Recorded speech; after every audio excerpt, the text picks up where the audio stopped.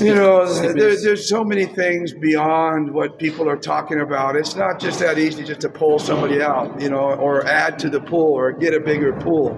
There's finances involved, there's budget, there's, extra travel time, more practice time. It's not as simple as just saying, okay, now we're going to go to 15 or 18 or 20 people. Magandang araw mga ka-Express Info. Kompirmado na, Coach Tim Cone gustong-gustong ipasok si Kenton Meliora Brown sa Gilas Pool pagkatapos nakita ang kakulangan ng Gilas ng isa pang mobile big man sa game versus Egypt and New Zealand. Kung gugustuhin ni Coach Tim Cone, ay gusto niyang maisama kaagad si QMB sa Gilas Pool pero hindi pa niya ito magagawa dahil wala pang go signal galing sa SBP at ng FIBA kung makakalaro si QMB bilang local player. Sa ngayon, waiting pa rin si Coach Tim Cone sa SBP at sa pasya ng FIBA sa eligibility ni QMB sa Gilas. Samantala, si Kevin Kiambao ay gumawa ng history sa Korean Basketball League nang gumawa siya ng historic 18 assists. Kevin Kiambao becomes the KBL 2024-25 season's assist leader after dishing out 18 dimes against defending champion Busan KCC Aegis, the 7th most in the league history.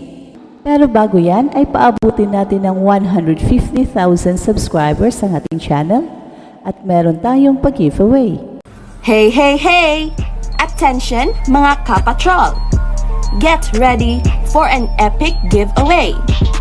Once Express Info hits 150k subscribers, one lucky winner will win the incredible Oppo Reno 11F 5G smartphone.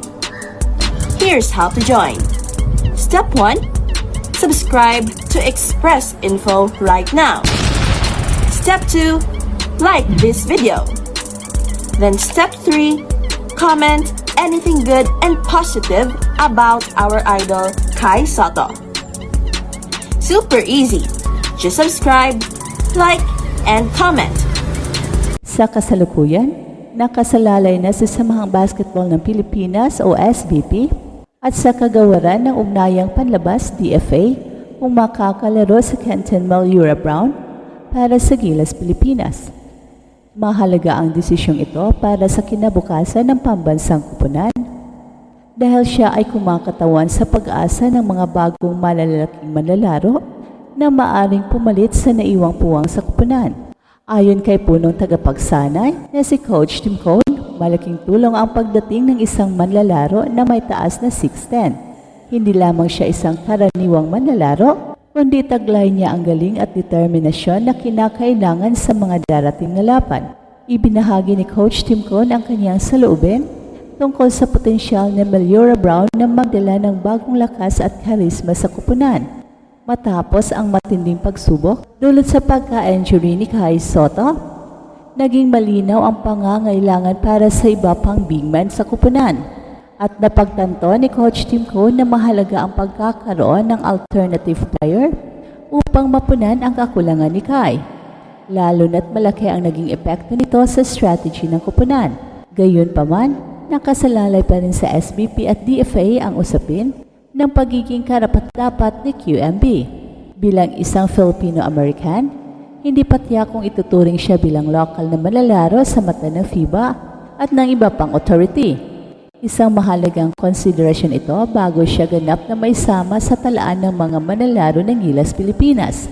At kung sakaling karapat-dapat siya, ayon kay Coach Tim Cone, ito ay isang malinaw na hakbang. Ipinahayag niya na ang pagdagdag ng isang batang may taas na 6'10" ay magbibigay ng malaking lakas sa depensa at opensa ng kupunan.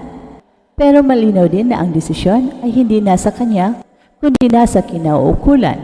Well, hindi makakaila ang mahalagang papel na ginagampanan ni QMB sa pag-angat ng kupunan ng UP sa UAAP Season 87. Ipinamalas niya ang kanyang kakayahan, lalo na nung ikatlong laro laban sa DLSU Green Archers, kung saan ang kanyang mga libreng tira sa huling sandali ay nagdulot ng tagumpay para sa kupunan. Ang kanyang mga aksyon sa critical moments ay nagbigay inspirasyon sa kanyang mga kasamahan at mga tagahanga. Matapos manalo ng kampyonato, pinili ni QMB na maging tahimik sa paglabas sa entablado, pero malinaw ang kanyang pagnanais na tanggapin ang iba pang mga opportunity. Bukas siya sa opportunity na mapasama sa Gilas Pilipinas at handa siyang baguhin ang kanyang laro ayon sa pangangailangan ng koponan. Ipinapakita nito na hindi lamang siya may talento, kundi may dedikasyon din sa pag-unlad ng larong basketball sa bansa. At sa kabila ng mga hamon, malinaw na ang Gilas Pilipinas ay kasalukuyang nasa yugto ng pagbabago. Hinakailangan ang malaking ambag mula sa buong koponan upang mapunan ang naiwang puwang ni Kai. At ayon kay Coach Tim Cone, ang pagtutulungan ng bawat manlalaro ang magiging susi upang muling maibalik ang dating lakas ng kanilang paglalaro, lalo na sa pagharap ng mga malalaking paligsahan tulad ng FIBA Asia Cup 2025. Well, hindi biro ang pagkatalo ng Gilas Pilipinas sa huling yugto ng qualification para sa FIBA Asia Cup 2025. Natalo sila sa Chinese Taipei at New Zealand na nag-udyok sa koponan na pagnilayan kung paano pa nila mapapabuti ang kanilang laro sa kabila ng mga pagsubok. Kinakailangan ang mga pagbabagong ito upang mapanatili ang kompetisyon ng koponan sa pandaigdigang entablado. Sa huli, ang kinabukasan ni QMB ay puno ng potensyal na magdulot ng malaking pagbabago para sa Gilas Pilipinas. Ang kanyang pagpasok sa koponan ay maaring magbigay ng kinakailangang lakas upang mapunan ang puwang ni Kai at makamit ang tagumpay sa nalalapit na FIBA Asia Cup 2025. Naway sa tamang pasya ng SBP at TFA, marating ng Gilas ang bagong antas ng tagumpay. Samantala, si Kevin Kiambao ay gumawa ng history sa Korean Basketball League. Ipinakita niya na hindi lang scoring ang mahalaga sa laro, kundi pati na rin ang husay sa pag-assist. Sa isang laro laban sa defending champion na Busan KCC Aegis, nagpakitang Gilas siya sa pamamagitan ng pag-distribute ng bola sa kanyang mga teammates. At sa naturang laban, nakakuha si Kevin Kiambao ng historic 18 assists, isang milestone na bihira ng makita sa KBL. Ang performance na ito ay nagpatunay na ang basketball ay laro ng teamwork at hindi lang basta individual brilliance.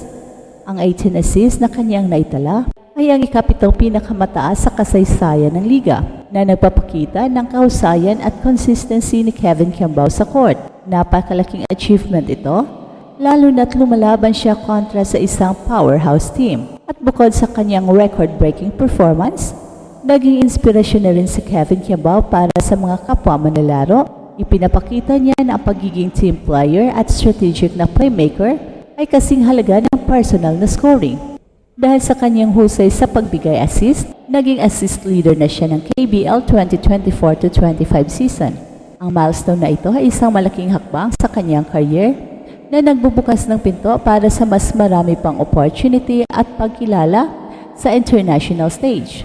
Ang historic moment ni Kevin Kiambao ay patunay ng kanyang dedikasyon at passion para sa basketball. Sa kabila ng matinding pressure at competition, pinatunayan niya na ang sipag at teamwork ay susi ng tagumpay, isang legacy na tiyak na magsisilbing inspirasyon sa mga bagong henerasyon ng mga manlalaro.